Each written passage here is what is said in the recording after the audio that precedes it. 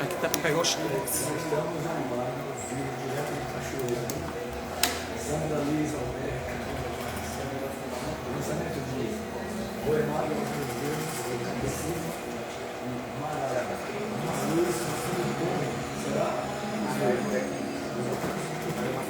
Ele é dirigindo, né? Nossa produtora de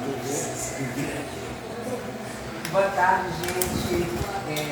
Meu nome é Sandra Liz, eu sou poeta e recebi a incumbência desse trabalho grandioso que é mediar o lançamento do livro dessa grande pessoa, Valdec, que eu já acompanho há um bom tempo nas redes sociais, né? E ao mesmo tempo tem até lá a Paula Vaz, que eu também acompanho e admiro há bastante tempo, então é uma mega responsabilidade, né? Então a gente precisa, estar nesses espaços, pensar como é que a gente vai conduzir esse processo. Enfim, para mim é um desafio, mas está sendo um desafio muito feliz. Bom, eu vou iniciar com a leitura de um poema e depois, apesar de Valdec dispensar a apresentação, ainda assim eu vou trazer um pouquinho de quem é esse autor, para a gente dialogar um pouquinho sobre o lançamento desse livro e até falar um pouquinho mais, suscitar vocês a adquirir, né? Que a gente quer que esse livro se espalhe, que esse livro corra o mundo. Deus tem um plano em sua vida. Eu queria quebrar o protocolo aqui. Sandra Liz é uma professora, médica, doutoranda. Eu gostaria que vocês se apresentassem, porque aqui tem estrela, aí tem que ter parceiros e parceiras. Com certeza. Tenho o privilégio de estar aqui com você agora nessa meditação. E não dizer quem é você, aí eu quero que você mesmo diga onde você vem, o que você faz. Vamos lá, os holofotes são para eles, mas vamos lá. Eu sou poeta também, eu tenho a publicação nos Cadernos Negros e publico principalmente nas minhas páginas nas redes sociais, especialmente no Instagram. Sandra Liz Recita, Liz, L-I-S-S, Recita. Então lá você vai encontrar muito do meu trabalho. Eu sou professora, coordenadora, pesquisadora, multifacetada como toda boa mulher, toda boa mulher negra precisa ser múltipla para dar conta de tantas coisas que a gente precisa fazer, tantas coisas. E esqueci de dizer que ela é a musa do Sarau do Cadeiro. Esse é o que eles trouxeram para mim, viu? Ele e eu. O Sarau do professor Raimundo Moura criou aqui. Sandra Liz é uma das participantes do Sarau coletivo, é construção coletiva. E assim, com a autora, né? A gente trabalha assim, um carrega o banner, outro segura o microfone, outro pega a água, outro publica no Instagram, o outro passa adiante.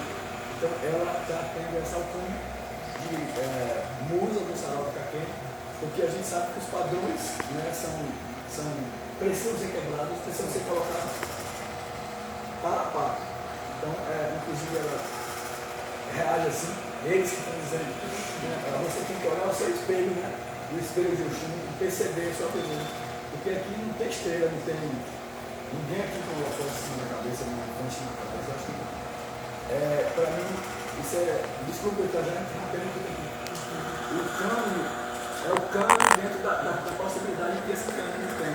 Para mim, o cânone de 300 anos, de 100 anos atrás, é o cânone, é o mesmo cânone poeta está lá dentro. Né? Ele está dando ali o máximo que ele tem dentro da circunstância dele ou dela. Então, aceite esse tipo. Então, sou a musa do sarau do Caquê.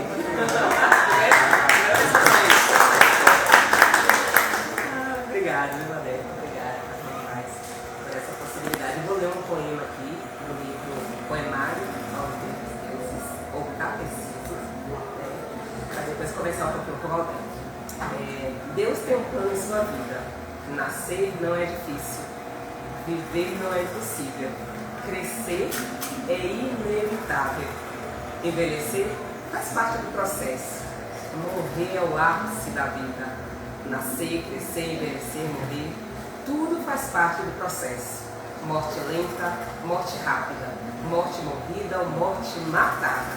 De nada importa, não importa nada, quando o destino de todos nós está com as horas contadas.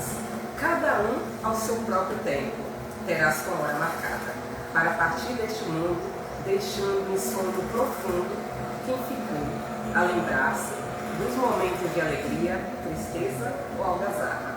A certeza não é outra. Deus tem um plano em sua vida. E esse plano é a morte. Ah, que medo! Começou pelo fim. Valdete é escritor, jornalista, ativista cultural e embaixador do Parlamento Internacional dos Escritores da Colômbia, membro fundador da União Baiana de Escritores e do Faro Escritor. Participa do grupo de pesquisa Rede ao Redor do Instituto de Humanidades, Artes e Ciências, professor Milton Santos, do IAC, que é articulador de vários saraus e participa inclusive também do sarau do Caquende, né? Por isso que eu falei, Valdete tem grandes apresentações, mas é bom sempre a gente reafirmar, né, dos lugares que você transita. Né? Depois de ler um pouquinho dessa biografia, de ler o poema, a primeira coisa que eu vou perguntar a Valdete, que eu gostaria de saber, é sobre esse título, né? E eu acredito que suscita assim, curiosidade esse título nessa capa. Eu queria que você falasse um pouquinho pra gente sobre esse título do seu livro. O último livro que eu publiquei foi em 2018 e a gente vai trabalhando, chega a um desânimo, né? Você vê tanto desestímulo, enfim. E aí eu fui criando um desânimo e eu estava afim de não escrever mais nada para publicar. Porque é o desgaste, se carrega ali nas costas, vai para frente, vai para outro, enfim. Mas na pandemia, 2 anos de pandemia, eu fico correndo de sarau em sarau, fiquei trancado em casa. E participando de um sarau, de uma oficina de criação literária online, com um poeta da Colômbia, e eu que falo um pouquinho, não falava quase nada no início. Eu comecei a me questionar quando eu ouvi os poetas, nem sempre eu entendi o que eles diziam, mas eu percebi que cada um tinha um estilo bem identificado. E eu escrevia sobre muita coisa, atirado para todo que era lado. Eu fiquei me questionando qual era o meu ponto de apoio, né? E a resposta veio da maior observação dos poetas. E aqui eu acolá, não falava as coisas, aqui alguns poemas eu comecei a escrever sobre um outro livro que eu não vi, comecei a fazer poemas em cima desse livro. E aí suscitava neles uma memória afetiva, uma memória de infância, da relação pai e filho, mãe e filho. Só que eu não gosto de me prender a regras ou a direcionamentos. Não fui na linha, não fui na água de ficar falando de memórias, porque ele entrega muito. A gente escreve e se entrega, e escrever conscientemente é mais entrega. Né? Eu sempre sou do deboche, eu sempre do sarcasmo, da ironia, e isso me entrega também. Mas aí você fica, o que é que isso quer dizer? Né? Eu no sentido. E alguns poetas lá começaram a perceber também que eu tinha esse sarcasmo. E muito desse sarcasmo era direcionado a religiosidades. Aí eu falei, será? Aí fui criar algumas coisas minhas que eu tinha escrito na pandemia, coisas que estavam guardadas antes. Percebi que realmente dava para fazer. Eu que não gosto de nada reto. Falei, vou pegar agora um livro temático. contrário aos meus deuses, ou seja, santuários, são muitos deuses. E catecismo, porque a igreja de catecismo, eu quero catar cismas, ou seja, porque eu estou falando de divindades que estão aí desde milênios, então eu já também espero que tenha essa resposta contrária à minha escrita. Talvez não tenha, porque às vezes o leitor acha que é só uma brincadeira, não acha que é uma coisa mais profunda. Nós estamos aí para esse jogo. Maravilha. Deixa eu apresentar também Cacau Novaes, que está lançando o livro Marádida, Uma Luz no Fim do Túnel. Vou começar também com o texto Silêncio. Somente o silêncio nos faz escutar o que realmente queremos ouvir. 1 minuto de silêncio para as vítimas do barulho. 1 minuto de silêncio. Na verdade, o que não é dito é bem mais fácil de ser compreendido. Em tudo que não foi dito é que está a resposta para o incompreendido. O incompreendido se esconde no não dito. É somente se calar e escutar. É no vazio, na ausência de respostas, que encontraremos a compreensão dos fatos. A resposta não existe em palavras, em gestos ou atos. A resposta ainda existe no mundo material. Cacau Novaes, nome artístico de José Carlos Assunção Novaes, poeta e escritor, natural do Iguaí, Bahia. Doutor em Língua e Cultura, mestre em Letras, especialista em língua portuguesa com ênfase em produção textual, MBA em jornalismo empresarial e assessoria de imprensa, licenciado em Letras Vernáculas, autor de Marádida, Letras da Bahia, em 2002, pela editora Buriti. Os Poetas Estão Vivos, pela editora Mondrongo. As Saudáveis, editora Mondrongo também. Você Não Sabe do que é Capaz, pela editora Pena Luz. Xande e o Sapo Romualdo, pela editora também Pena Luz, O Sujeito Nulo, em português popular, da Bahia, pela Pátria Editorial. Bastante, né? Várias publicações. E o Valdec também tem outra, né? Que não apareceu aqui, mas a gente pode falar daqui a pouquinho. Publicou também poemas, contos e textos em antologias e revistas no Brasil e em outros países, como Portugal, Argentina, Chile e Colômbia. Deixa eu perguntar para a Cacau, além do que tem aqui, do que o pessoal falou, essa biografia, né, mais profissional, o que a gente não sabe de Cacau, que seria importante o pessoal conhecer um pouquinho, até poder, que às vezes a gente olha muito o autor, quer conhecer o primeiro, para a gente olhar o livro que está e encontrar também um pouco desse autor, né? A gente nunca se transa entre autor e obra, a gente não consegue separar. Então, eu queria saber se você poderia apresentar essa biografia. Bem, eu, além de toda esse currículo, porque na verdade eu coloquei na orelha do livro, eles têm a biografia, fiz uma forma resumida também, porque tem muito mais coisas, né? Assim, além de poeta, de escritor, eu sempre fui um ativista cultural, muito atuante, né? E atualmente eu sou produtor e curador do nosso sarau, do Comércio Mendes, que fica em Salvador, né? Todos os meses, toda última quarta-feira do mês de Salvador, né? Então tem esse lado de poeta, de escritor, de produtor cultural, de ativista cultural, né? E essa pessoa incansável, né? Essa pessoa que sempre esteve em busca das coisas, de querer mais, de querer realizar, principalmente essa questão, não somente da escrita, mas de divulgar a questão da escrita. Não da escrita em si, que eu amo escrever, mas de divulgar a escrita, a literatura. Né? Então, tudo isso. Eu estava participando de uma mesa pela manhã de Mulheres Pretas, a gente falava muito sobre o que tem da gente nesse ato da escrita, como é que eles percorrem ali pelo texto. E é algo que me instiga também, né? Porque é uma pessoa assim, todo poeta é o filho ele tão severamente que chega a fingir que é a dor que devera sente. E aí eu quero saber de vocês, se vocês estão vendo eu li esse livro de Valdec, então eu acho que eu consegui, né? Ver muito da história, das vivências, um pouco que eu conheço, né? Que se conhece recentemente, mas eu consegui visualizar algumas coisas de Valdec, mas eu queria que vocês comentassem, né, o que tem de vocês nessa obra, cada uma da obra de vocês.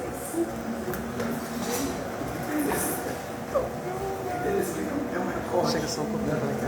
do que eu escrevo no deuses, né? Mas assim, não afirmando eles, mas questionando, né?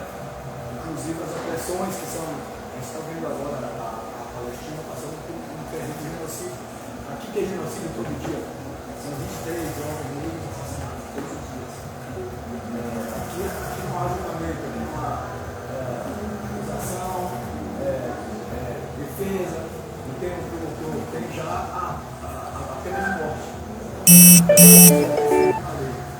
Então eu escrevo sobre isso, escrevo sobre questões sociais, eu sou origem de favela, passei 25 anos passando fome, pedindo comida todos os dias, meu irmão não é canalista, que é órfão de sepultura, o pai de 16 anos, aí você tem que namorar, você tem uma vida assim, nada. Isso tudo foi criando em mim esse espírito, esse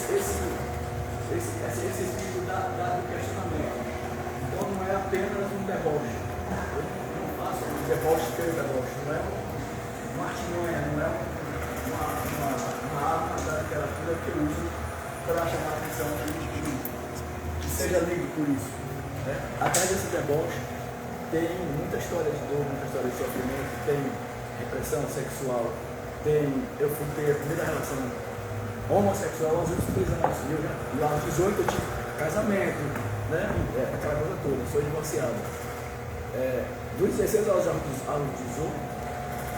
foi criar 7 irmãos, e alfabetizar, entre aspas, na escrita e na leitura, a minha mãe. Né? Então tem nesse deboche, nesse sarcasmo, nessa ironia, eu me escondendo, eu não revelando essas camadas que nem eu mesmo conheço todas. E aqui, especificamente nesse livro, eu questiono esse Deus que a gente cultua, né, esse Deus cristão, principalmente, que é cultuado, que nos é vendido como um Salvador, etc. E que tem um poema de Giovanni Sobrevivente, não sei qual é que é, de Fabiana Lima, que ela questiona: cadê o seu Deus que há 500 anos veio o genocídio da juventude, veio o genocídio dos indígenas, e não responde. Então, de alguma maneira, eu faço esse questionamento também nesses poemas meus aqui. Tem essa tentativa de desestabilizar o discurso, né? De desestabilizar o estabelecido, para a partir daí, eu não estou dando resposta, mas a partir desse debate, que a gente compre ou não, né? Mas que não seja um discurso mesmo, né? Que vem de um lado, vem de um lugar que eu não conheço, de um lugar que eu não conheço, vem do continente europeu, né? Que colonizou e coloniza, né? A gente está vendo agora a morte vengada, não foi ontem, não foi no dia 8 de outubro, isso aí são 75 anos, são 1.000 anos, 3.000 anos. Então, nesse sentido eu faço esses questionamentos e desestabilizo. Às vezes a pessoa vem em cima de mim.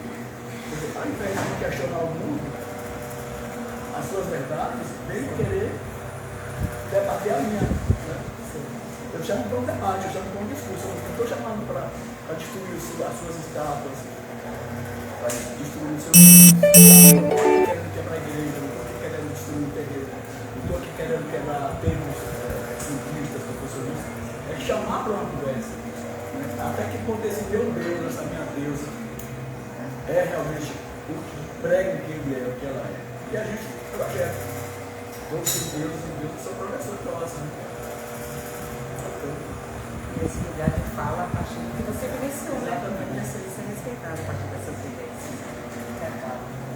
Bem, eu vou retomar o verso de Fernando Pessoa, né? Que Sandra Gris recitou aqui, para a partir daí eu falar, né, sobre isso. Então, o poeta é um fingidor, finge tão completamente que chega a fingir que é dor, a dor que deve sente. Né?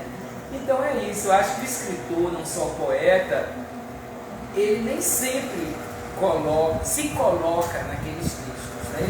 Mas ao mesmo tempo tem alguma coisa dele também. Então ele é esse fingidor, né? Às vezes ele coloca as dores de outras pessoas, mas tem as próprias dores dele ali está colocando. Então, por exemplo, eu vou começar aqui pelo início, né, da minha escrita. Eu comecei escrevendo com 8 anos, na escola primária, né? Numa experiência de sala de aula. Fiz meu primeiro poema assim, criança, que era bem ingênuo, bem bobo, né? Numa atividade de escola. Mas assim, aos 11, 12 anos, eu, por uma questão de me apaixonar por uma garota, uma colega de uma amiga, né? Que era criança, eu escrevi assim, bastante poemas de amor, né? Para essa garota. Mas era muito tímido, não era as crianças de hoje, né? Que já chegam assim, já até namoram já com 11 anos. Você estava fingindo? Então assim, eu escrevi esses poemas, mas eu não tive coragem de mostrar, né? Mas o que aconteceu?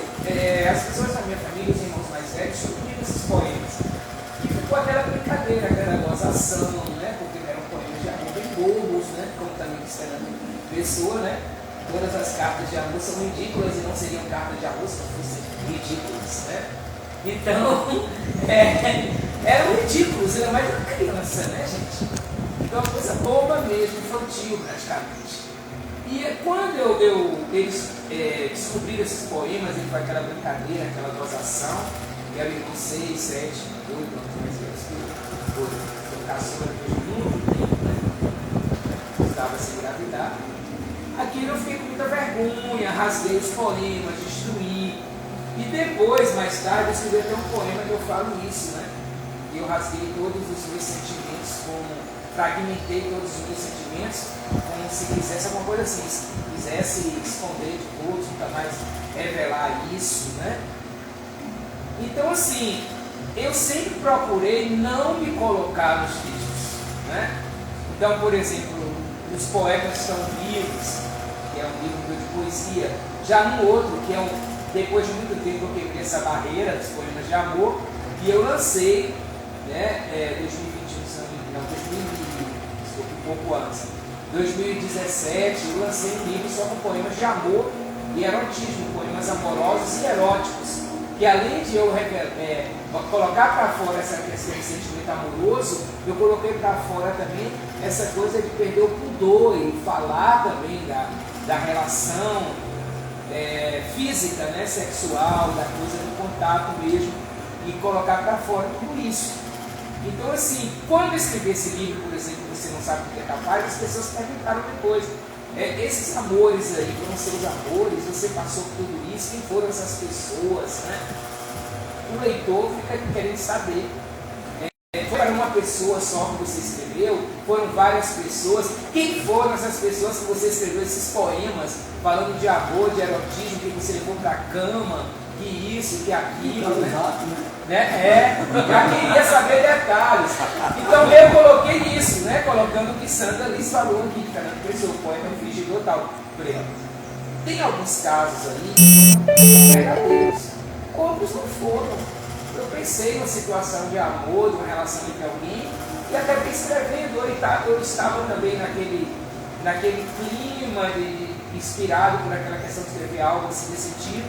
Até me imaginei em alguma situação que não necessariamente com alguém. Outros sim foram realmente para determinadas pessoas, mas nem todos. Então a gente não precisa necessariamente escrever e colocar gente ali, né? Você escreve, nem sempre é você que está lá. Agora, ao mesmo tempo, não deixa de ter uma pitada, um pouco de você naquilo que você escreve. E aí é que eu entro com Marática, né? Que é isso que eu estou lançando, que não é poesia, é um romance, né?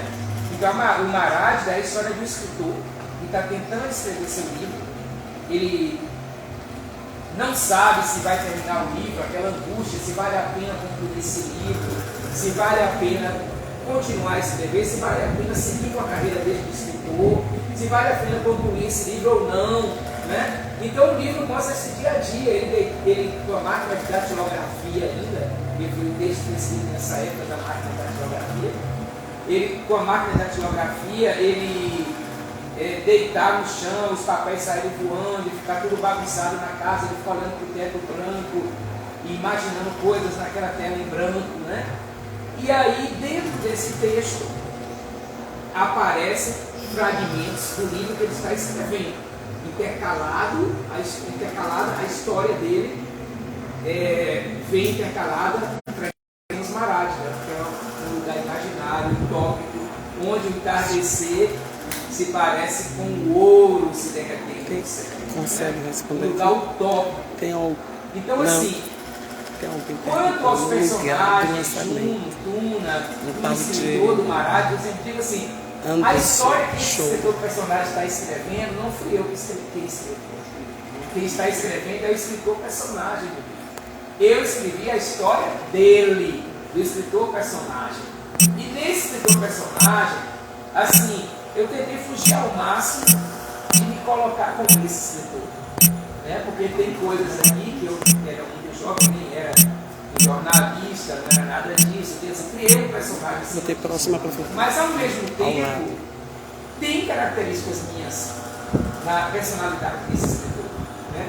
O fato de gostar muito de filmes em preto e branco, assistir a filme, gostava muito de ir para o cinema das produções antigas, a Saula Valqueira Silveira, a Aliança Princesa, aqueles cinemas de arte que passavam aqueles filmes de grandes clássicos, né, do cinema de arte, digamos assim. Então, assim, tem essas coisas. Ele fala que gostava muito de fotografia em preto e branco, tinha muito a ver com isso, comigo isso. Eu acabei imprimindo nesse personagem algumas características minhas. Agora vocês vão me perguntar como me perguntaram: esse escritor é você? Não sou eu. Esse escritor, personagem, não sou eu, não é o alter ego, né? Mas aqui acaba imprimindo características, mesmo que você não queira, né? Porque eu também era escritor e tal, tinha vontade de também fazer jornalismo, então foram coisas que foram. Agora, nem tudo aqui, as histórias, os encontros amorosos que esse escritor tem, os seus amores, nada disso tem relação com nada pessoal, foi inventado, né? Então é isso, então você acaba, não deixa de colocar, né? Então, tanto na poesia quanto também esse romance Marádida, né? E assim, esse romance, ele trata de uma distopia, né? A história do que o escritor está escrevendo é uma distopia. E por isso mesmo, em toda distopia, se busca uma utopia, né? Quando nós vivemos um mundo distópico, que parece que nada de repressão, tudo que nós passamos, como no Brasil aconteceu, né, há pouco tempo, então a gente fica imaginando o quê? Sair daquilo. Encontrar essa luz no fim do túnel. Sair daquilo, dessa distopia, viver uma outra coisa, um mundo livre, um mundo ideal, um mundo sem repressão. Então, assim, é uma distopia, mas que nos leva a esse lugar utópico, imaginário, comparado a Shangri-La pelos críticos, né? Que é Marádida. Justamente por isso, porque os personagens vivem qualquer semelhança é mera coincidência com os tempos atuais, mas nós sempre passamos por isso, mesmo que o livro não tenha sido escrito agora.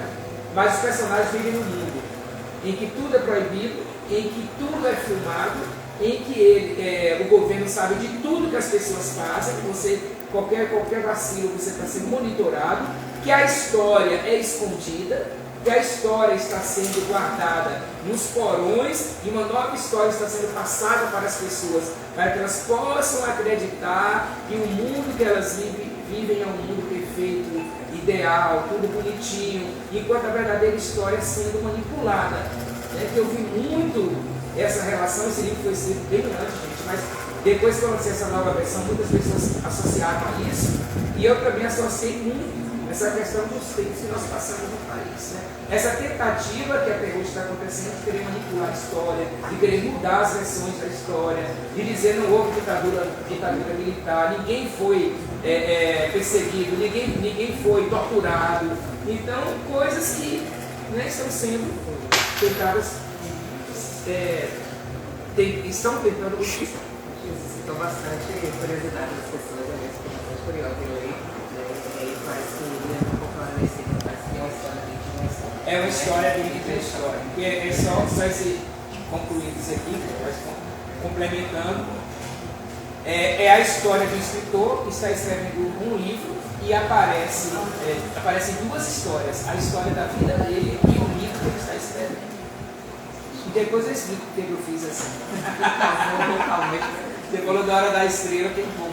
Tem Clarice Lispector. Essa coisa de fazer um texto muito complexo. Maravilha.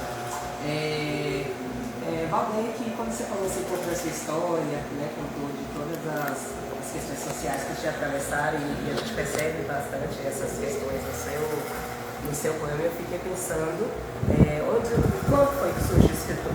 Né? O que foi que te levou? Como foi que surgiu esse escritor? Né? Se sempre você escreveu, rabiscava, quando pensa diante do que você via, e onde ele surgiu? A minha primeira lembrança da casa onde eu morei foi numa ribanceira, uma casa de taipa que era alugada, era eu e minha irmã. Aliás, era eu sozinho, me lembro eu sozinho. Depois eu me lembro de minha mãe ir para o hospital e voltar com a criança. Eu devia ter nessa época quase 5 anos, não lembro exatamente. E ali nasceram mais 2 filhos. E minha mãe, a falta de tudo na casa, e minha mãe contava histórias pra gente todas as noites. Às vezes era a história que eu inventava na hora. Ou no dia seguinte ela retomava a história, aí o fingidor, né? Ela retomava a história e vinha com outra versão, né? Dizia, não foi assim. Essa história já foi contada. E aí, isso foi despertando em mim, não pela escrita, porque eu não tinha nem noção de ser escrita, mas despertando em mim a questão da fantasia, né? De contar, de ouvir histórias do além, de coisas que não eram do nosso cotidiano, que era somente a gente dentro de casa, não tinha vizinhos, crianças como a gente. Então era ali minha mãe, dentro de casa, com os dois, e meu pai que vinha na roça e que sumia depois, mais uma semana, 15 dias, não sei quanto tempo, na roça, dos outros, né? Trabalhando para os outros. Isso deve ter ficado uma sementezinha de fantasia e de querer ouvir informação. A relação da mãe com o filho é muito na conversa, né? Muito diálogo, pelo menos na minha família. Meu pai não falava nada, não tinha conversa, eu não via nele falando com minha mãe. Aí o diálogo todo era a gente, e minha mãe com a gente. Isso foi criando essa fantasia, esse fascínio pela fantasia, pelas histórias. Quando eu comecei a estudar, aí a repressão, a palmatória, tinha que decorar as letras do alfabeto e tal. Então isso não me deu nenhuma vontade de escrever e não ler nada, era só cumprir obrigações. Quando eu comecei a aprender a ler, eu começo a querer ler aquele tempo colino, né? Querendo tentar colinos, papel que eu achava na rua, embalagem de leite, o que fosse. Eu queria ver o que era, eu não entendi o que era, mas ficava lendo, caixa de fósforo, não sei o quê. Eu acho que foi criando em mim esse hábito. E como era somente 2 irmãos na época, então minha irmã pequena, muito pequena, era eu sozinho com o que eu pudesse imaginar de escritas. Eu lembro que aos 12 anos, isso já tinha morado numa fazenda, que eles levaram para salvar, né? E aqueles 2, 3 anos eu me dei conta de que era uma realização infantil. Eu com 6 anos trabalhando numa fábrica de cacau. Na época eu achava que era para ajudar a gente, né? Agora eu caio na realidade no trabalho infantil. Mas isso assim, eu dei conta agora, né? A gente quando começa a conversar, começa a perceber no outro as dores que podem até ser o ferimento do outro, ou uma dor que ele relata de um terceiro ou de um quarto. Você começa a perceber que tem coisas a ver com sua vida também. Né? Então eu acho que a ferramenta, a questão da escrita, aí aos 12 anos eu já na roça, na fazenda lá, e tive que voltar para Jiquié, porque lá só tinha até na época 47 de maio, tive que voltar para morar na casa de terceiros. E cheguei na escola, era separativa e eu eu achava que eram 2 letras do traço, era separativa. Aí cavalo eu peito, mas o feijão não rolava, né? Eu repetia a 5ª série várias vezes, enfim. E chegou nessa escola onde eu estava estudando, aqueles vendedores de livros, né? Vendedores de cursos, tinha muitos vendedores ambulantes. Eu quis comprar 3 livretinhos pela linguagem me atrair. Porque a linguagem que a escola nos coloca é aquela coisa muito regra, não sei o que, tem que conjugar, tem que não sei o que, termina assim, é com S, não é com Z, é com X, é muita coisa na cabeça. Quando eu lia aqueles textos, eu não sei se era infantil, não sei se era infantil, os livros desse tamanho assim, era uma coleção de textos. Eu fiquei encantado porque achei comecei a achar uma praia diferente. Aí comecei a imitar, né? Imitar aquele tipo de escrita, bem rudimentarmente, e guardando. Já perdi muitas coisas, mas eu lembro de um poema que eu escrevi para minha mãe com 12 anos, e esse primeiro poema eu tinha visto, eu pegava tudo que era coisa para ler, então, revista Veja na época, eu não quero nem saber de revista Veja, por exemplo, mas era o que chegava para mim. Eu pegava o chamado, tinha um cupom que você preenchia, não pagava selo. Então tudo que era cupom que não pagava selo, eu botava no endereço, eu botava no correio. A gente mudava muito de casa porque ele não era dono das casas, mas o carteiro acaba conhecendo do bairro, né? Conhecendo você. E ficava às vezes irritado porque vinha com a mala cheia de papel, de livro, de você para entregar muito, porque ele tem que entregar. Ele, por exemplo, uma coisa do destinatário. E aí eu descubro um concurso, na verdade era um concurso, era uma seleção de texto, eu não mando a selecionar esse tema da minha mãe. E a gente nós tínhamos nessa época, não tinha casa, não tinha nada, mas tinha um fogão que era pra gente, fogão duas bocas, um forno. Aí eu falei, mãe, vamos perder o fogão para publicar com ela. Ela não piscou o olho, falou, vamos. Coloquei na rádio, vendei o fogão, paguei, comprei, recebi uns 10 exemplares. Tem um verso duplicado e eu mexi no verso, né? Não tinha erro nenhum ali. Só liguei que está publicado. Eu lia poemas de alguém, agora tinha um poema meu numa antologia. Isso foi em 84. Poetas brasileiros de hoje, traço com 94. E era uma coleção que eu descobri em 2013, que era a mulher de Paulo Coelho que patrocinava e fazia essa coleção, essas antologias. E eu também lancei meu primeiro poema 2 anos depois por essa mesma antologia. E aí, por conta organizado por Cristina Oiticica, que só agora recentemente também, muito tempo depois, se soube que Cristina Oiticica é a esposa dele, quem montou a editora, quem lançou Paulo Coelho. Por conta disso, a cidade pequena corre notícia, aí a rádio sobre a publicação, eu mandava comprar, me entrevistar, e aí o prefeito disse que ia publicar um livro meu, saiu no jornal, eu até hoje guardado, eu espero até hoje. E aí, eu já ia perguntar, publicou? Em 2005, já em Salvador, no começo era pagode, samba, o que fosse, eu comecei a ir para evento literário. E acabei criando um prêmio literário que publicou já quase 2.000 poetas do Brasil e do exterior. E tenho participado de apoios de coletâneas, organização de livros, as 3 edições do Salão da Onça, lá em Salvador, foi a gente que organizou. O primeiro livro de Santos, o Salão, foi a gente que organizou. O livro do Grupo Água, que é o Salão da Onça, foi a gente que organizou. Enfim, aí, Laura, tem uma antologia com 102 poetas que a gente conseguiu um patrocínio de um prêmio literário de Salvador. A gente organizou. Enfim, então, essa coisa da escrita foi muito também pela minha timidez. Meus irmãos aprenderam a andar de bicicleta, alugando na rua, na esquina, e eu nunca fui com vergonha. Eu só montei bicicleta quando eu tive dinheiro para comprar uma. Eu também. Orgulhoso. Fui na loja, comprei, não sabia montar, vim empurrando. Entendeu? E assim, a questão da literatura em Salvador me abriu muitas portas, porque nos saraus você não precisa, como a colega falou,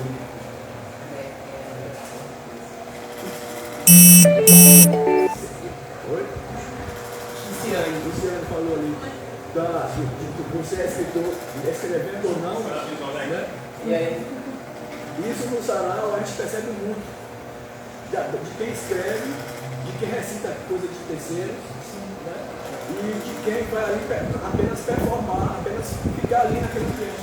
Então eu comecei a perceber várias formas de escrita, até a escrita que não é escrita. E aí você citou um autor, não sei, que é todo mundo escritor, você citou alguém que não é escritor. Mas tem um autor português que é o esqueci também, ele diz que todo mundo é escritor, só que uns escrevem e outros não. E uma Estela diz que o que não se registra o vento leva. a oralidade, muitas das coisas orais foram com os mais velhos, né?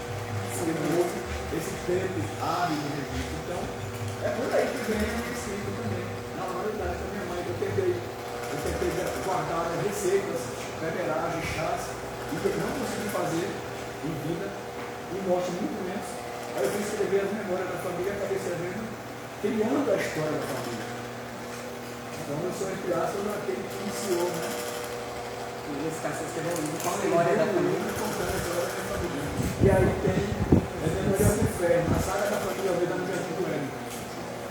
Memória do Inferno foi da miséria que se passou, né? Por 25 anos de. Eu tenho resistência porteiro, por exemplo, porque eu não consigo pedir. Não, por favor, deixa eu entrar. Eu sou aí, vou me abençoar, eu não consigo. Eu tenho um bloqueio com pedir. Eu posso fazer uma viagem imensa. E eu não pergunto nada, eu me pergunto e vou embora. Pedi o endereço e volto para casa. Porque eu não consigo, parece orgulho besta, mas não é um bloqueio que eu tenho.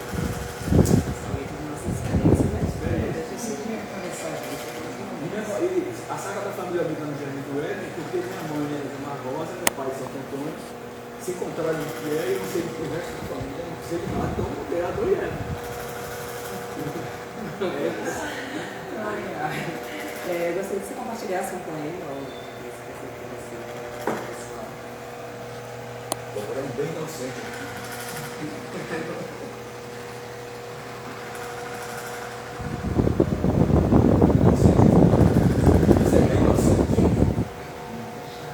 No meu lugar de Deus, eu tenho que estar atento, observar e salvar tudo. Cuidar dos oceanos e dos beija-flores, levar saúde e alegria para o povo, olhar para os montes de Maria e Everest, encher os lagos de Titicaca, Alberto e ele, soprar ventos nos Andes e em Cancún, controlar os rios Amazonas, o Nilo, INC e de contas. Proteger os desertos, salvar as baleias e comunitárias. Nós não queremos assim. É um bom de cachaça.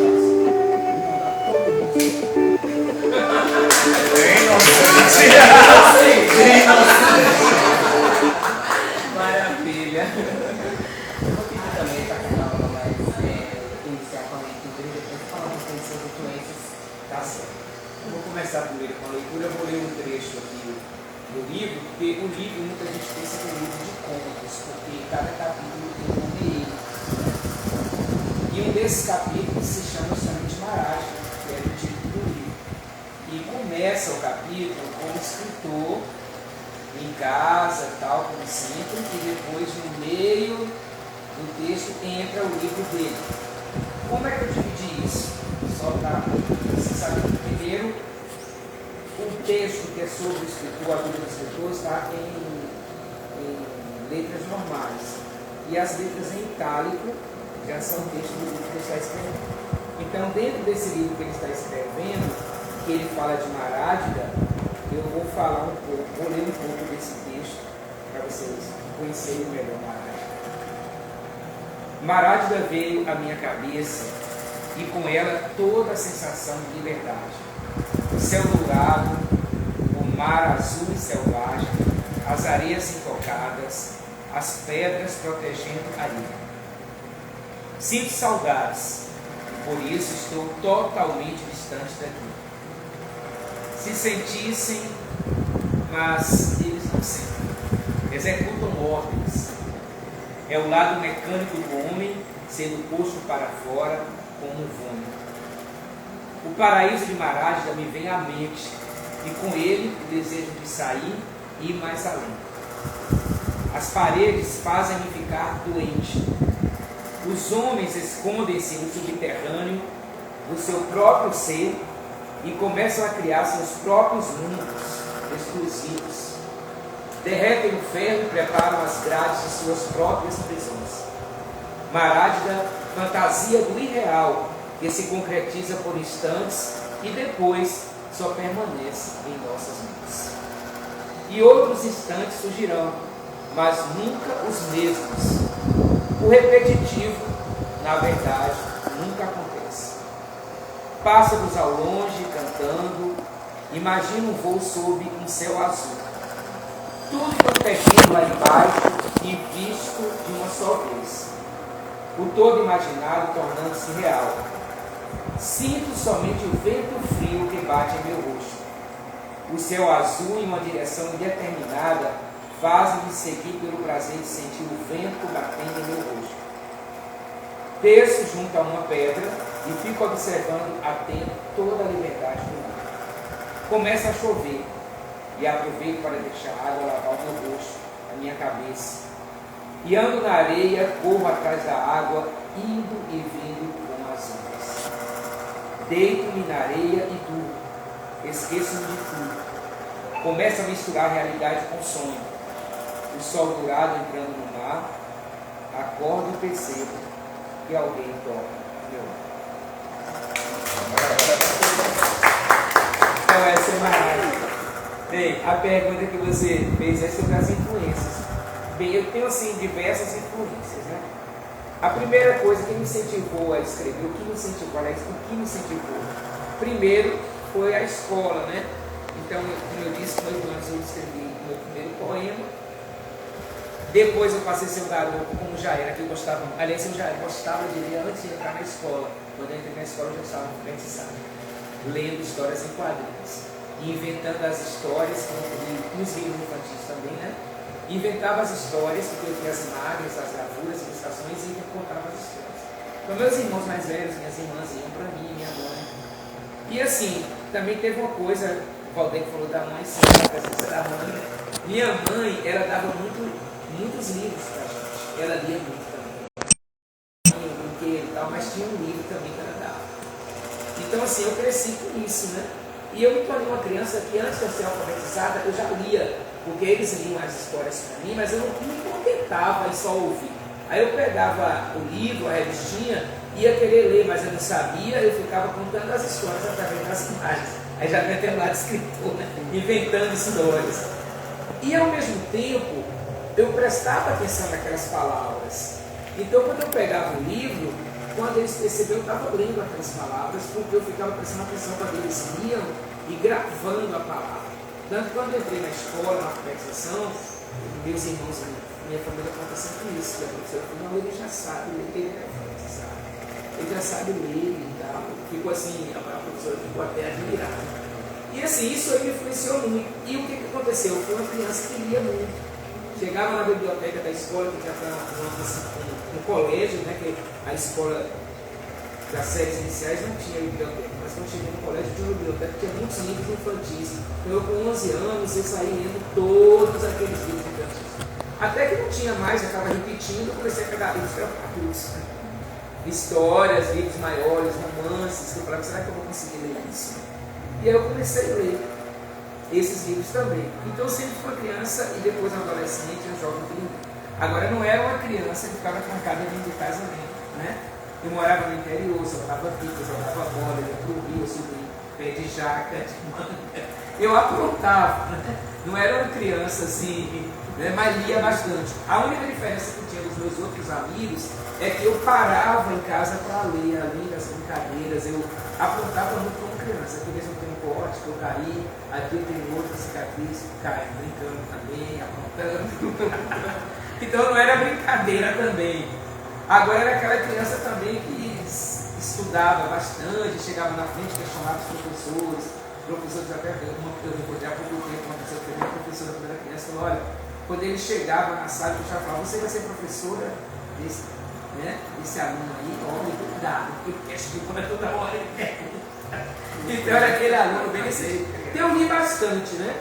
E assim, nessa de ler bastante, para não alongar muito, eu li desde que comecei, uma coisa que me chamou muita atenção é que eu comecei a ler a poesia dos escritores modernistas, né? Mário de Andrade, Cecília Meirelles, Drummond, né? Que é da geração seguinte. E eu percebi assim, que era uma coisa diferente, né? Um texto mais sem aquelas rimas, de versos livres. E aquilo me atraiu, porque eu falei, poxa, eu li aqueles poemas da escola que eram muito certinhos, uma coisa muito. Né? E até alguns livros que eu lia também. Aí quando eu conheci os escritores modernistas, eu me encantei, que eu falei, nossa, a gente pode escrever assim, sem esse compromisso, né? Bem mais à vontade. Depois disso, eu conheci a geração Beat, né? americana, Jack Kerouac, Allen Ginsberg, Gregory Corso, essa geração bem rebelde. E eu estava também numa fase bem rebelde, saindo da adolescência para entrar na juventude, né? No auge do rock nacional do Brasil, né? Então, eu lendo aquela geração beat, né? Com aqueles versos bem rebeldes, bem criticando a sociedade, aqueles versos diferentes, aquilo também me encantou, uma geração beat americana me influenciou muito. E, em se tratando de tanto a geração beat quanto a geração anterior, né? Como, por exemplo, esqueci o nome dele aqui agora, depois eu vou. Mas, assim, esse é romance. Então, assim, em se tratando de romance, de contos, né? Eu li muitos russos, né? Chekhov, Tolstói, Gorky, li muitos russos, eu gostava muito dos escritores russos, né? E li alguma coisa dos brasileiros, né?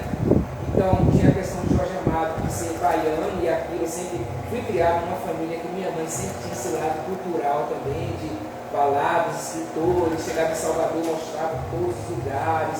Esse bicentenário da independência, ela já dava essa aula para a gente quando a gente era criança. O Pelourinho não era nem visitado na época, não era lugar turístico, ela levava a gente no Pelourinho e explicava detalhe por detalhe, subia e descia.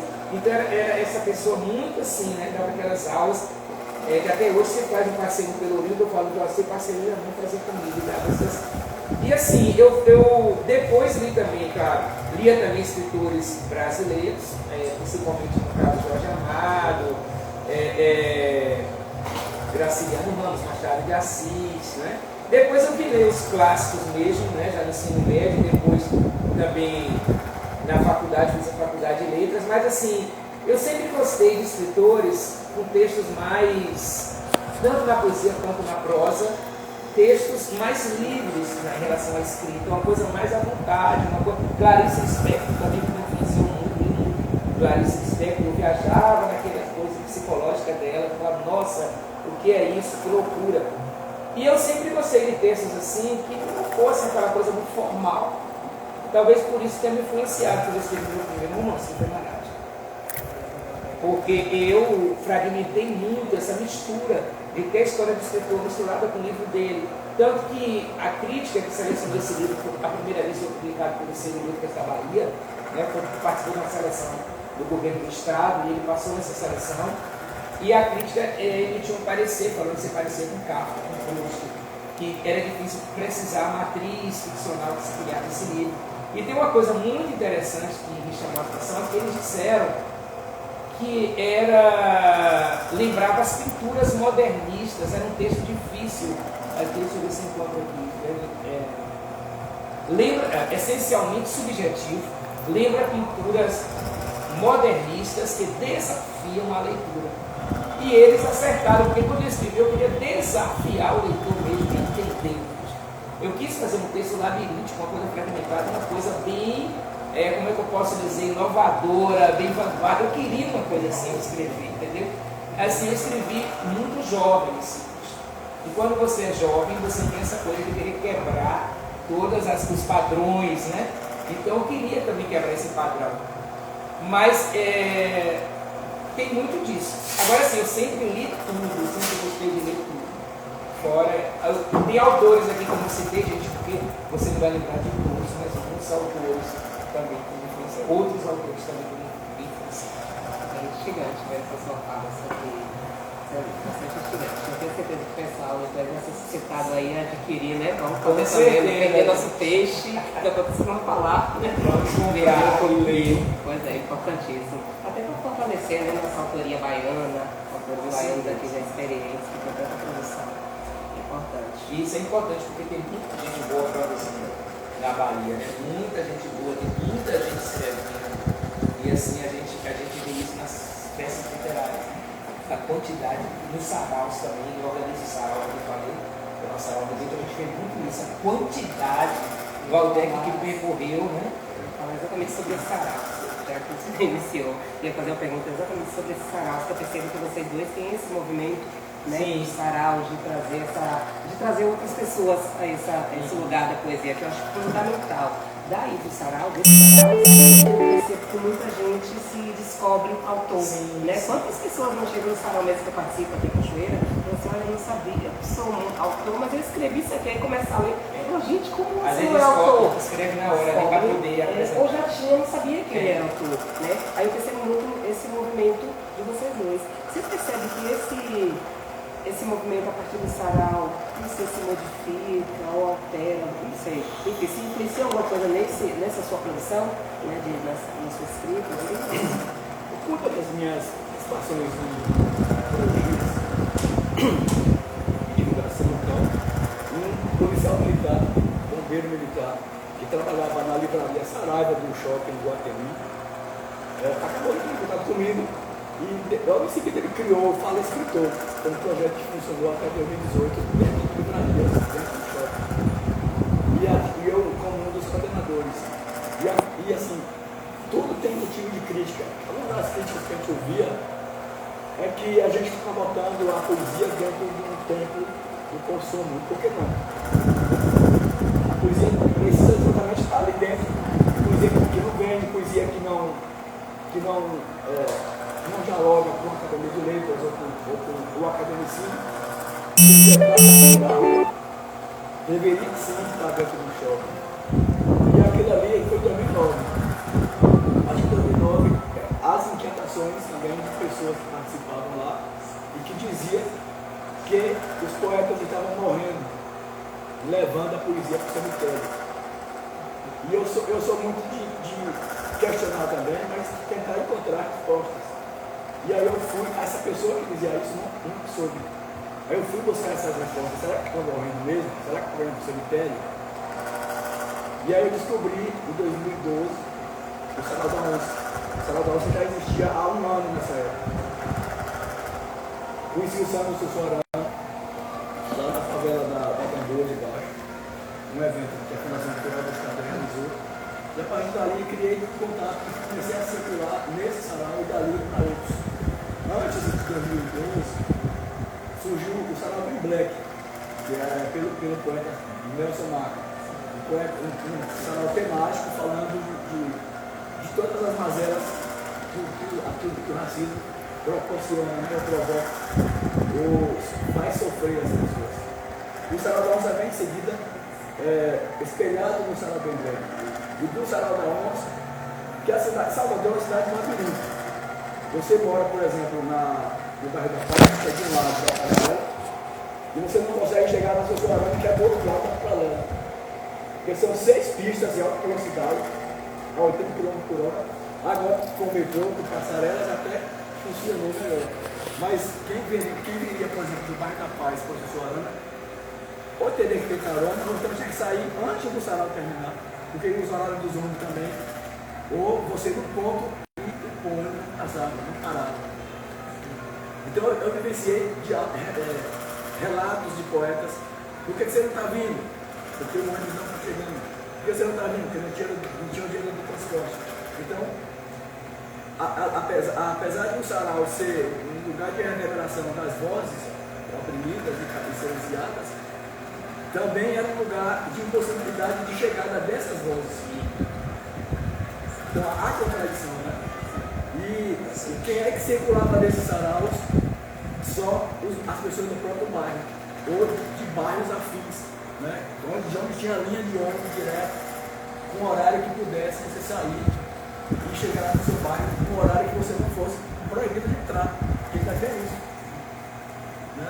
Então, como eu estava de carro, muitas vezes eu era esse Uber. Antes de existir o Uber, eu era esse Uber. Eu estava vindo do centro para o Sarau da Onça, e me dava uma lista de pessoas. Você pode passar na casa de fulano, você pode fazer nossa convidada, Lívia Natália, Cidinha da Silva, né? E outros poetas, Julieta, Amanda Julieta, né? Uma série de poetas, Zezé Luquemi, uma série de poetas que estavam no meu circuito, ou não tão próximos, mas que, como eu sabia a entrada do salão, que é um labirinto também para chegar, aí era preferível que Sandro só, pega fulano, traz aí pra gente. Você vem pro sarau, você pode levar de volta para o Capulano ou Bertrand. Então eu vivenciei muito essa questão da mobilidade, ou falta de mobilidade na cidade de Salvador, e da não frequência das pessoas de bairros ditos nobres nos bairros ditos periféricos, perigosos, onde reinava a violência, o assassinato, o crime de isso, o crime daquilo, a questão da droga. E, na verdade, isso acontece em todos os países, só que a só se noticia quando é um bairro pobre. Né? A questão da droga, você viu agora, recentemente, num prédio de luxo, pegaram tudo na lata, num hotel de luxo, num bairro de luxo. Não houve um tiro, não houve uma porta quebrada, ninguém caiu morto, nem ferido. Então, aí, a questão do jornalismo, de também levar notícias outras, né, de repercutir notícias outras, de cultura, que acontece. Né? Só que a mídia não percebia com a ascensão desses salários, e com a publicação de livros, e com a divulgação de mídias sociais, porque se a mídia oficial ou a mídia hegemônica não noticia, você noticia. E aí criou-se um circuito entre os poetas das quebradas se encontrando. E aí, por conta da falta de mobilidade, grupos de poetas que vinham visitar criavam um grupo, um coletivo, um sarau no seu bairro, na esquina, na associação de bairros, na escola, na rua. Tinha um sarau ali no vão central do Imbuí, que é só o sarau Só-Chavóis, provavelmente com umas 3 ou 4 meninas, e juntava 600 jovens a cada edição. E aí tem, com o jovem vinha o skate, com o jovem vinha o vinho, com o jovem vinha a música, né, a caixa de som, e aí começou a incomodar. Né? Que a cidade é para ser higienizada, a cidade é para ser silenciosa. Né? O que fazem com o Pelourinho, por exemplo, que hoje não tem nada no Pelourinho, é porque não tem moradores, não tem pessoas que habitam, não tem transporte que vai, que leva e que traz. Então, essas questões que eu enfrentei na minha infância, adolescência e juventude e idade adulta, no início da idade adulta, eu percebi também nos bairros periféricos e isso vai muito repetido na minha esquerda. Como eu escrevi muito no deboche, muitas vezes eu ficava me questionando, será que eu vou continuar escrevendo debochando? Ou será que eu também tento meter o dedo na ferida e falar de questões outras? Eu posso ficar só na superfície, eu também posso meter a mão lá na ferida. Porque você, é muito questionamento, será que um homem, sei lá, um homem branco, gay ou uma mulher branca, hétero, pode falar de racismo? Entendeu? Essa questão que você poder ou não poder falar. O que é racismo, né? O que é ser negro no Brasil? Né? Eu sei que a questão do fenótipo, do estereótipo, enfim, que cada quanto mais retido, mais você é discriminado. Então tem uma série de camadas que você fica assim, escutando como é que você pode falar sem entrar na competência desse outro, dessa outra. E sem também ser um aproveitador de uma causa. Né? Porque tem muito isso. Na questão do livro de Poéticas Periféricas, eu reuni 40 coletivos e 102 poetas. Teve poetas que me chamou, acho que lá na parte sua. Você anda lá no sarau do CEPA, que é o sarau do Germano Machado, que é vizinho que era de direita, no Barbalho. O que você está vendo também aqui no sarau da Baixa Barcelona? Você quer o que aqui com a gente? O que você está procurando? Aí depois eu contar a minha origem, eu perguntar. Tanto que eu não circulo no centro. Né? Eu circulo assim, mas não tenho a atividade e a aptidão para circular em sarau na massa. Tinha um sarau do Museu Jordão que eu ia, porque tinha amigos meus lá, mas era um ambiente que eu me sentia estranho também. Vai ser no nosso sarau. Mas o nosso sarau tem uma característica que eu estou falando aqui, que ele pisa nos dois territórios. E aí você vai num sarau na Barra, você choca as pessoas com um poema que você fala da realidade que acontece, que ele não sabe o que está acontecendo. Então tem muito isso. E aí eu trago aqui, por exemplo, um poema, vou invadir aqui, que é um poema chamado Feliz Natal. Fui neocolonizado pelo papai mercado, pela diáspora cultural da América da Norte. Minha Coca Noel me vicia dia a dia em consumo, em hedonismo, em assassinar minha raiz. Sou o fruto desenfreado do capitalismo. Democratizar o desejo é a arma da publicidade. Colocar papai cruel, vestido de Coca-Cola dentro de minha geladeira, na minha consciência. É sutil dominação. Isso é ciência. Me transformar por demência. Ataca a minha carência, me faz subjugado, ajoelhado ao ritmo do coração do Senhor Santa Claus, do Senhor consumo. Em suma, minha afeição, meu amor familiar, vira pura escravização. Então eu bato nesses símbolos também. Então não tem inocência na poesia, mesmo que seja fingindo. Né? Mesmo quando o poeta é um fingidor, ele não está inocente, ele não escreve assim, aleatoriamente. Pega uma palavra aqui, pega uma palavra ali, bota no livro, bota no papel e vira poesia. Né? É porque o não dito, o silêncio também é político, né? É uma Você leu um texto aqui, né? Pelo não dito e que deixa aqui e desmonta. Bem, vamos aqui sobre os saraus. Eu vou falar também sobre as antologias rapidamente, né? O que falou já aí um bocado aí também, claro, né? Deu essa versão muito interessante, que é do Saraus de Salvador. Mas assim, eu comecei como todo escritor, escrevendo em antologias, como Valdeco, como todo mundo, a gente começa com as antologias, né? E assim, até hoje nós temos as antologias como importante meio de lançar esses autores. Mas os saraus, eles têm contribuído muito para isso, né? Para colocar os autores na rua, né? Você tirar o texto da gaveta e jogar esse texto para o público, né? Para o leitor. Então eu mesmo coordeno o nosso sarau, que é lá no Corredor da Vitória, apesar de ser uma área nobre da cidade, né? Altamente nobre, mas é no Goethe-Institut, né? Que é um instituto alemão. Waldeck é um assíduo frequentador e colaborador também. Ultimamente ele sumiu, mas na última vez esteve, por causa de trabalhos, né, dele.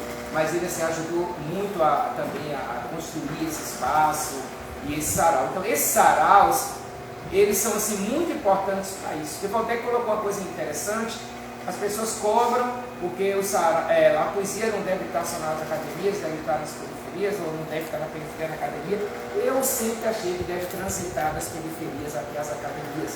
Né? Não devemos ter nada contra quem é das academias, como também não devemos ter nada contra com quem é das periferias, ou você dizer que um trabalho, um texto é superior ou é inferior a outro, né? Querer fazer esse julgamento até da literatura brasileira, da literatura de outros países, ou a literatura dos escritores baianos, dos escritores sulistas, sei lá, do Sudeste e tal.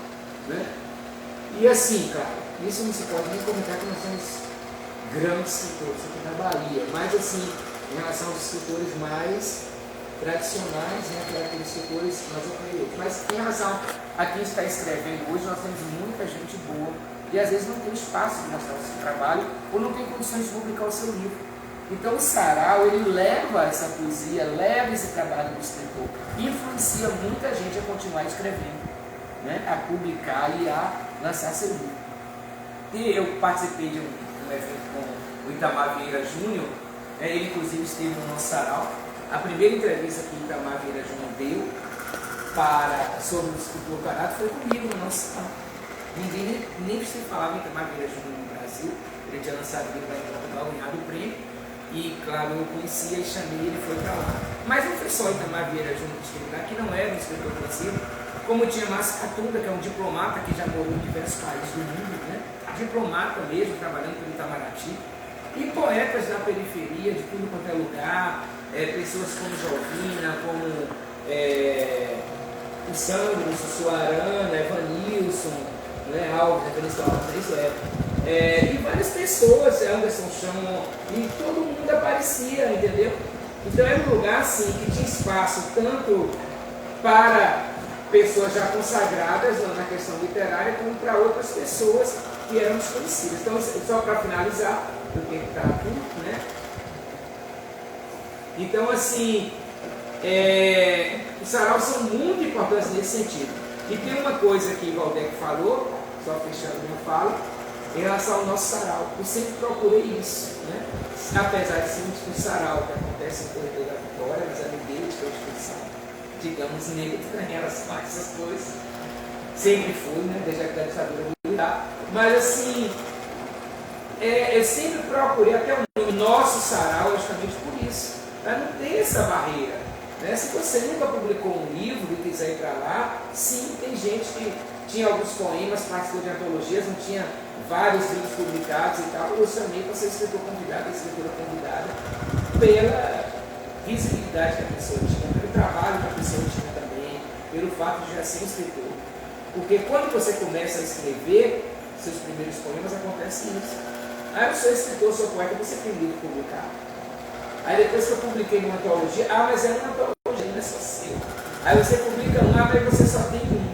E fica essa coisa, quer dizer, a pessoa, a partir do momento, como o Waldeck falou, aquela coisa do escritor, né? Que escreve e o que não escreve. Tem o escritor que escreve e o que não escreve, alguma coisa assim, mas é mais ou menos isso. Né? Temos escritores que colocam texto no papel, e tem muita gente que tem esses textos sim, guardados dentro de si que ainda não colocaram. Então é isso. A gente já está encerrando, eu vou pedir então para vocês, né, também algum texto, falar algumas palavras para a gente encerrar. Eu vou agradecer a Flica pela seleção do meu texto, do meu livro que está aqui. A gente sempre tem queixas, né, Joana? Mas assim, a gente tem momentos que a gente abre mão também de determinadas coisas para poder contribuir de alguma maneira. E agradecer a minha querida Sandra Alice pela disponibilidade. Ela que é uma mulher muito ocupada, está trabalhando junto do doutorado dela e sabe da dor que é. Né? Ela fez um depoimento recentemente na rede social falando dessas dores que sente uma mulher negra está trabalhando, estudando, produzindo, né? E se vendo como única dentro de gerações, né? Chegando num determinado ponto de poder.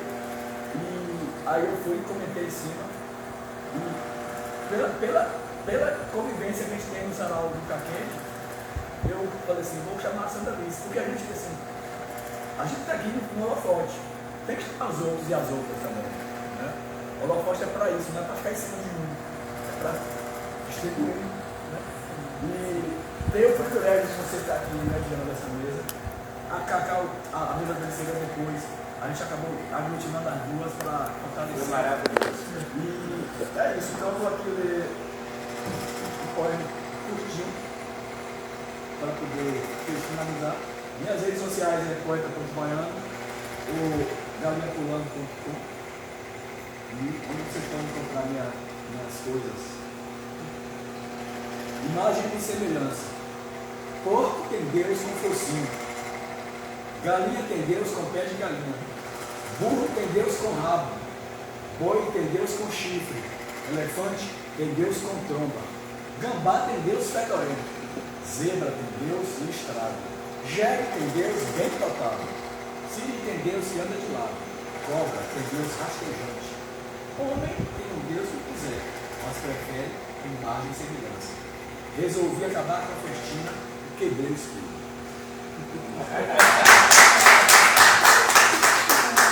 Vou ler também um texto mais curto, que é justamente o primeiro capítulo do livro, e o primeiro capítulo que se chama Final.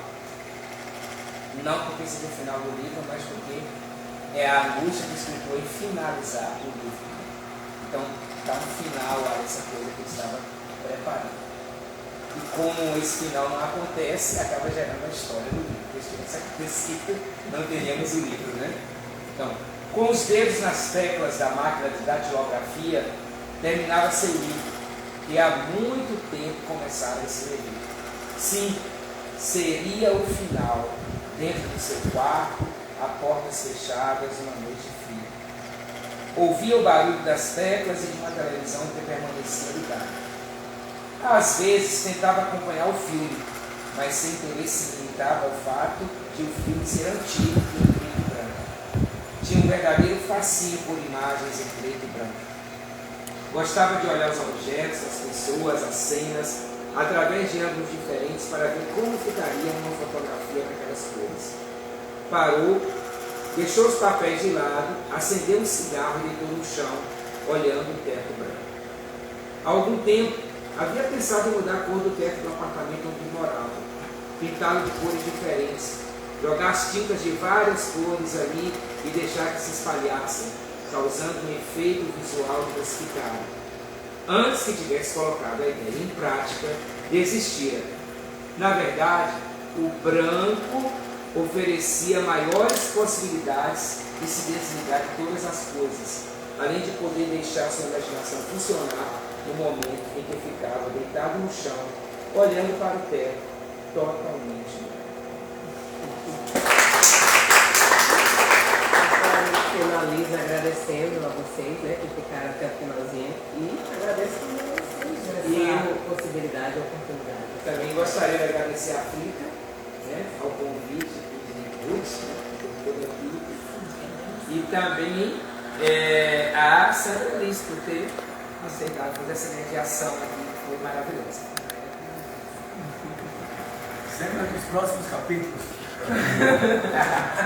Então, quem quiser adquirir o livro, o pessoal acabou saindo É mesmo, com o horário. antes do...